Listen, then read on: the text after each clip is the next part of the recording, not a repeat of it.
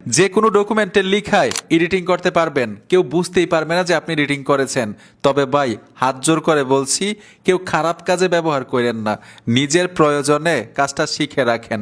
Bank statement থেকে ধরে যে কোনো ডকুমেন্টের লিখা আপনি এডিটিং করতে পারবেন, সেম টু সেম দেখাবে, কেউ বুঝতেই পারবে না যে এই লিখাগুলো আপনি সংশোধন করেছেন, এইখানে আপনি এডিটিং করেছেন, নতুন করে লিখেছেন। আরেকটা মজার বিষয় কি জানেননি, এই কাজগুলো করতে কিন্তু আগে টাকা লাগতো, এখন সম্পূর্ণ ফ্রিতেই করতে পারবেন। কিভাবে আসেন স্ক্রিনে দেখাচ্ছি। যে কোনো ডকুমেন্টের লিখা এডিট করার জন্য আপনারা গুগল ক্রোম ব্রাউজারে চলে আসবেন, সার্চ বক্সে লিখতে হবে সাজ্জাদ ইড, লিখে দেওয়ার সাথে সাথেই তাদের কাঙ্ক্ষিত ওয়েবসাইট চলে আসবে, এখানে ট্যাব দিবেন, উপরে কিন্তু একটা সার্চ বক্স পাবেন আপনারা, ঠিক আছে? এই সার্চ বক্সে চলে আসবেন, এইখানে লিখতে হবে ফ্রি এডিট। আমি ফ্রি এডিট লিখে দিলাম, ফ্রি এডিট লিখে সার্চ করবেন। সার্চ করার সাথে সাথেই দেখবেন একটা পোস্ট চলে আসবে, এই পোস্টের উপর টাচ করতে হবে। পোস্টের উপর ট্যাপ দেওয়ার সাথে সাথে এখান থেকে আপনারা নিচে চলে আসবেন। এই যে দেখুন, আমি এখান থেকে নিচে চলে আসব।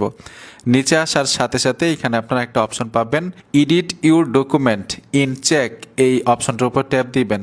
এখানে দেখুন আপলোড ইউর ইমেজ, মানে যেই ডকুমেন্টটাকে আপনি এডিটিং করবেন ওই ডকুমেন্টটা এখানে আপলোড দিতে হবে। আমি আপলোডে টাচ করার পরে আপলোড ফাইল লেখা আছে, এখানে ট্যাপ দিয়ে গ্যালারি থেকে আমি একটা ডকুমেন্ট দিয়ে দিব।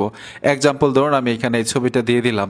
এইখানে দেখুন 5টি ফ্রেন্ড এবং 15টি পোস্ট লেখা আছে, এইখানে আমি এডিটিং করব। আমি কিন্তু এক্সাম্পল দেখাচ্ছি কিভাবে করবেন, আপনি যে কোনো কাগজপত্র ঠিক এরকমভাবে এডিটিং করতে পারবেন, ঠিক আছে?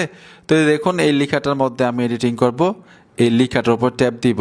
ট্যাপ দেওয়ার সাথে সাথে দেখবেন এই লেখাটা এডিট করার জন্য চলে আসছে।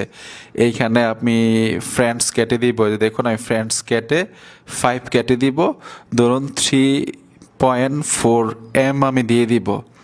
তারপর এইখান থেকে একটু স্পেস দিয়ে আমি এখানে 15টি পোস্ট না, এখানে ধরেন 150টি পোস্ট দিয়ে আমি ওকেতে টাচ করে দিব। এই যে দেখুন ভাই 3.4 আর 150টি পোস্ট এই অ্যাকাউন্টের মধ্যে এত সুন্দরভাবে এডিট হয়েছে, কেউ বুঝতেই পারবে না যে এখানে এডিটিং করেছি।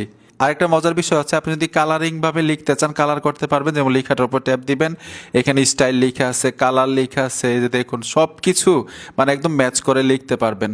সব কিছু লেখার পরে আপনি এইখান থেকে সংশোধন করার পরে ভুলটাকে এক্সপোর্ট করে গ্যালারিতে নেওয়ার জন্য এখানে দেখুন এক্সপোর্ট লেখা আছে, এক্সপোর্টে টাচ করে দিবেন। অনেকগুলো ফরম্যাটে কিন্তু আপনি গ্যালারিতে নিতে পারবেন, এইখানে ট্যাপ দিয়ে ফরম্যাটগুলো দেখতে পারবেন, পিএনজি, পিডিএফ যদি নেন যে কোনো কম্পিউটার দোকান থেকে স্ক্যান করে আবার এই কাগজটা বের করতে পারবেন, ঠিক আছে? তো এক্সপোর্টে ট্যাপ দিয়ে দিব, ট্যাপ দেওয়ার সাথে সাথে কিন্তু এই কাগজটা গ্যালারিতে চলে যাবে ডকুমেন্টে। যে দেখুন আমি যে এডিট করছি কোনোভাবেই কেউ বুঝতেই পারবে না যে এখানে এডিটিং করা। ঠিক এইভাবে যে কোনো কাগজপত্র, যে কোনো ডকুমেন্ট